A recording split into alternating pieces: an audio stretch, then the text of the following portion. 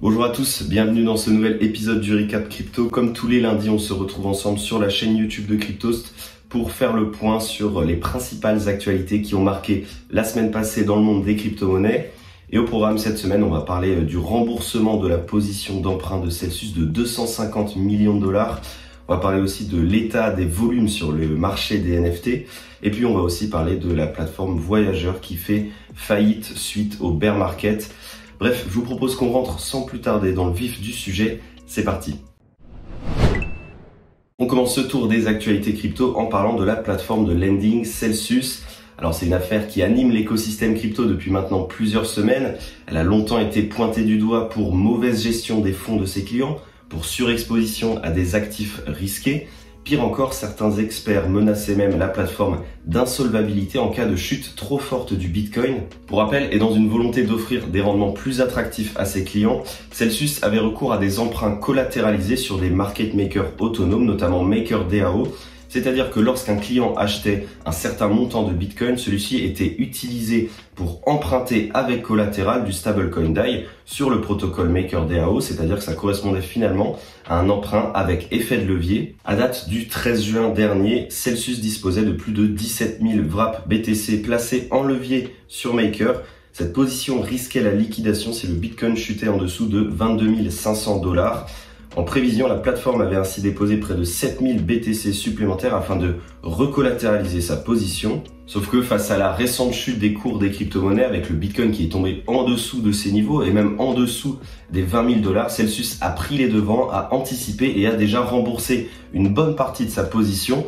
En l'espace de quelques jours, en ce début de semaine, la plateforme a remboursé près de 120 millions de dollars de DAI, ce qui lui a permis d'abaisser fortement le prix de liquidation de sa position. Et en fin de semaine dernière, Celsius a clôturé définitivement sa position en remboursant les 60 millions de dollars restants. C'est-à-dire que cette fameuse position dont tout le monde parlait depuis plusieurs semaines, qui menaçait éventuellement l'écosystème et qui menaçait aussi Celsius d'une potentielle faillite, a finalement été clôturée sans trop de répercussions ni sur l'écosystème ni sur la plateforme.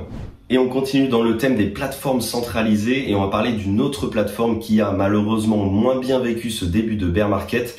C'est Voyageur Digital, une plateforme d'échange de crypto-monnaies qui s'est déclarée en début de semaine dernière en faillite après plusieurs semaines de difficultés financières. Pour remettre dans le contexte et pour ceux qui n'ont pas tout l'historique de cette affaire, Voyageur Digital avait accordé un prêt de 15 250 Bitcoin et de 350 millions d'USDC à 3 Arrows Capital, 3AC. Sauf que 3AC a été placé en liquidation par un tribunal des îles Vierges britanniques. Pour rappel, le fonds d'investissement singapourien était fortement exposé au projet Terra, ce qui a eu évidemment un effet domino. Et donc, en début de semaine dernière, Voyageur Digital a annoncé la suspension des transferts, des échanges et des retraits de crypto-monnaies sur sa plateforme pour faire face à ces difficultés de paiement, elles-mêmes directement engendrées par le défaut de paiement de 3AC. Et par ailleurs, dans les heures qui ont suivi, le PDG s'était montré très rassurant, expliquant que cette pause permettrait de préserver l'avenir de la plateforme Voyageur. Sauf que cet avenir, il est désormais en danger. On vient d'apprendre que Voyageur Digital s'est déclaré en faillite auprès du tribunal du district sud de New York. Selon le document déposé, l'entreprise devrait entre 1 et 10 milliards de dollars d'actifs à ses créditeurs. On le voit, la chute de l'écosystème Terra et de son stablecoin UST continue d'avoir des répercussions sur l'écosystème des crypto-monnaies, même plusieurs semaines après, avec des projets centralisés qui s'en retrouvent impactés par effet boule de neige. Et dans cette période de bear market, on peut légitimement se poser la question de quand est-ce que ce tremblement de terre s'arrêtera finalement. Et on va maintenant parler de l'état du marché des NFT.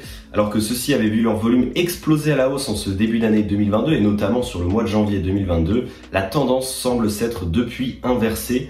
Et notamment sur le mois de juin qui a connu la pire performance du marché des NFT depuis l'été 2021. Alors que le mois de juin s'est clôturé avec un volume total sur le marché des NFT d'environ 1 milliard de dollars, le plus haut de janvier culminait au-delà de 16,5 milliards de dollars. Et pour prendre une comparaison un petit peu plus rationnelle, si on regarde au mois de mai 2022, eh bien il s'est clôturé avec un volume de 4 milliards de dollars, ce qui représente une baisse d'environ 75% en l'espace de seulement un mois. Et évidemment, cette tendance, elle s'observe également sur les deux principales marketplaces qui permettent d'acheter des NFT, à savoir OpenSea et LooksRare.